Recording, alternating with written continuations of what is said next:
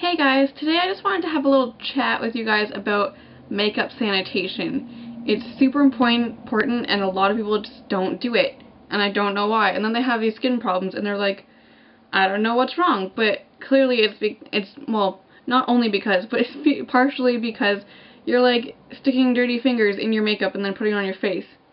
And that's just going to spread bacteria and deposit more oils onto your skin. It's just not pretty. It's just not. It's gross. Anyways, tip number 1, hand sanitizer. Every time that you're going to be like putting moisturizer onto your face, or a primer, well, first of all, don't stick your fingers directly into the tub or whatever that the product's in. Scoop them out with a spatula or knife or something first. Anyways, then sanitize your hands first before you're spraying that on your face. That's going to help a lot. A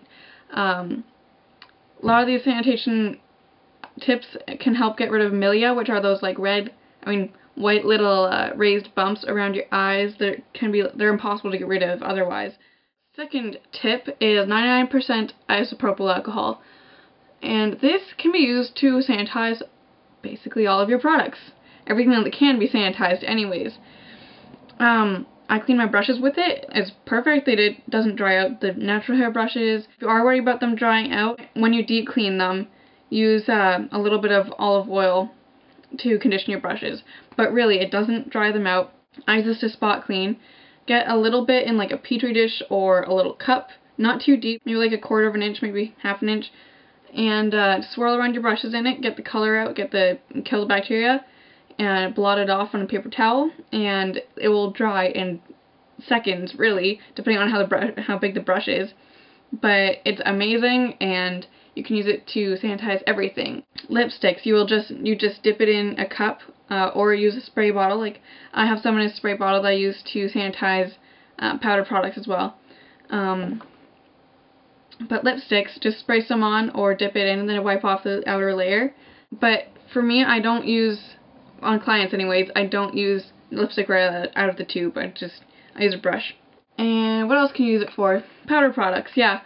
I haven't really used it on matte eyeshadows because those can be iffy and can get solid like a hard cake if you use them wet, and so I just wasn't sure about using alcohol on them, so I just use a clean brush and don't like double dip and stuff when I'm using my mattes. But for everything else, you just spritz it with a couple sprays of the 99% isopropyl alcohol. That's awesome. You can get that at your drugstore, I'm sure. That's where I got mine. It can be used for a lot of things. Biggest thing I think is brushes. People just don't wash their brushes, and it's something that you really need to do. That like bacteria lives in there. It's picking up the bacteria off your face, and it's just like living there and cultivating there, and they're making little houses and having housewarming parties. That's what they're doing in your brushes, and it's just not cute. It's not nice. Again, like I said, spot clean your brushes after every single use. If you want to have a clean brush every time you're dipping into your eyeshadow, it might be a little bit extreme. Then I deep clean my brushes every 4 to 7 uses. So, I guess once a week. I don't wear makeup every day, so it might be once every 2 weeks, but definitely once every 4 to 7 uses. I use a Quo brush shampoo. It's from Shoppers Drug Mart. It's like their a bit of a higher end drugstore brand, I guess. But you really don't need that. I got that a long time ago. It has lasted me a long time. But really, you could just use like dish soap or like a baby shampoo would be even gentler and work just as good. To get rid of the really like oily products, like cream products, I've heard that a lot of people use the cream wash from MAC, which works great. I haven't personally tried it, but apparently it works. I've actually used, to get rid of the really oily products, that like orange scented automotive grease removing stuff. Not the stuff with the pumice in it, but just the plain orange goop was what my brand is called.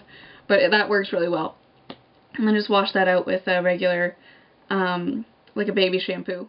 Biggest thing that people just don't do is throw out their mascara after 3 months.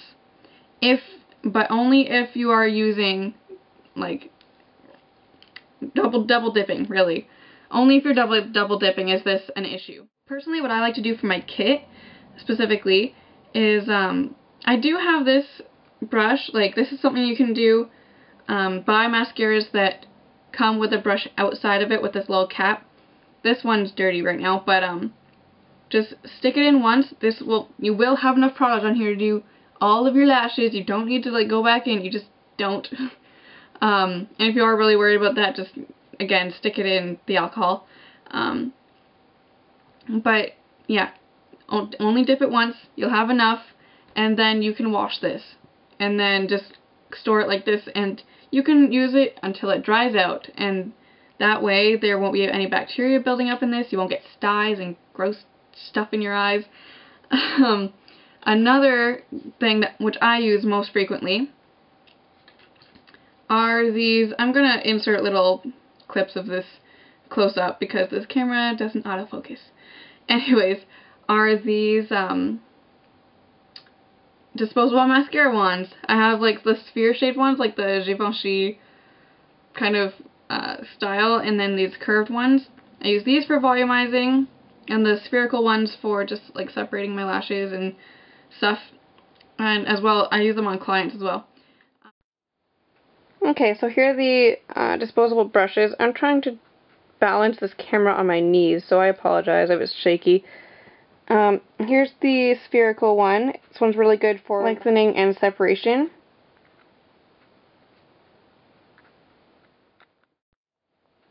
Here's the curved mascara wand. That's really good for volumizing, and I like that it's curved so you can get all the little lashes you need. And that doesn't just go for mascaras. This goes for anything with a wand, like lip glosses or like eye primers, anything like that. And they do sell these, well, really they sell wands of any type you want. Like they have doe foot applicators for like the Urban Decay Prime Potion type things. These are lip gloss wands. So yeah, the 3-month rule doesn't just go for mascaras. It goes for lip glosses, anything that you're using the wand on your face and then sticking it back into the product. That's just gross. Here's the lip gloss brush. It's standard little synthetic fibers one. You can definitely get these at Sally's Beauty Supply. So I really enjoy that Urban Decay came out with this kind of packaging. It is like a tube with no wand, so you're not sticking your finger in the product. It comes out perfectly sanitary. You don't have to double dip or anything. This is just a travel size that came with the palette, but they also have a professional size that is like this. I'm not sure if they have like a regular size that doesn't have a wand yet. I hope they do. That'd be great. And another big culprit of bacteria spreading is cream products. Don't stick your fingers in here, stick them on your face, and then just keep going. It's like double dipping with a mascara wand. It's the exact same principle, really. If you have done that with a product and just want to clean it, you can, I suppose, spray it with isopropyl alcohol, 99%, and wipe off the top layer. That will pretty much do it. I mean, it's not perfect, but I wouldn't do that with, like, client stuff. But anyways, I will show you what I do. I have a palette knife. This is just one from Michael's. I really need to get myself an actual, like, one of the perfectly straight stainless steel ones. I really need to get one. But this is just a painter's palette knife from Michael's. I'm not going to blind you guys with that. But, scoop out a little bit of this, put it on the back of my hand or on a palette, and this makes it really awesome for mixing. Like, you can mix your perfect foundation shade if you have a palette like this, or if you just have a couple different shades of concealer and none of them fit you perfectly. Just scoop a little bit out, put it on the back of your hand, and mix it. It's great. And it keeps your makeup sanitary. So, that's my little tips and tricks about makeup sanitation and hygiene and how not to have gross bacteria living in your makeup and then consequently on your face. Like I said, this will help get rid of the milia, like those little white bumps on the thinner skin around your eyes. It should cut down on breakouts. Like if you do have breakouts and milia, and you are using your fingers and double dipping and stuff, that could be a main factor. Another product I loved for getting rid of that kind of stuff is Love Lettuce by Lush. It's a fresh face mask. They only carry it in the stores. You can't get it online because it does need to be refrigerated, and they last 2 weeks, I think. Like, that's their expiration date. I mean, as long as it smells good, looks the same, and like, it's probably still good, but I wouldn't really risk it. And besides, they're little tubs, so it really gives you 2 weeks worth anyways. Anywho, that has helped a lot of people with their milia. I think Anything Brooke and Warm Vanilla Sugar on YouTube said I got rid of milia. I don't know about anything Brooke, but definitely Warm Vanilla Sugar. Anyways, those are my tips, and if you have any more questions, let me know in the down bar. And I also just wanted to show you guys my nails. I think they're pretty snazzy. Oh man, I don't think they're going to show up very well. The blue one's showing up kind of decently. They're the Berry magnetic nail polishes. Jillian got them for me in London while she was in England. Thank you, Jillian. They're awesome. Ooh, I forgot to insert another tip. These are the flat ones, but you can get white wedge shaped ones, or the more common ones. Sponges, disposable sponges, and they actually work fantastic for applying foundation. Just dampen them, squeeze out as much of the water as you can so it's not dripping, and then just dab it on your face.